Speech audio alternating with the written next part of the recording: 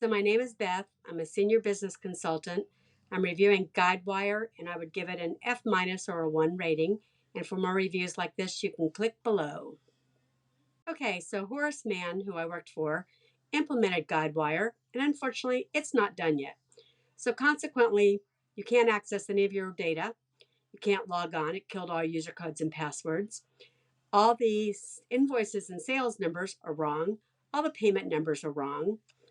All the access for the client for the files are gone, wrong, and nobody at customer service can help you. And then they see different numbers that are sending out on the invoice. So I've never really seen anything work worse or be implemented more disastrously for both the clients and for the users. I don't like anything about Guidewire, and it's very detrimental if you're in sales and you're trying to use it for your client and for client servicing, and particularly for invoicing and payments. Nothing positive to say.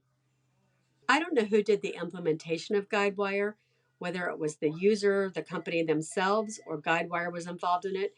But having installed systems for 40 years now, if you're counting, I've never seen anything so bad in my life.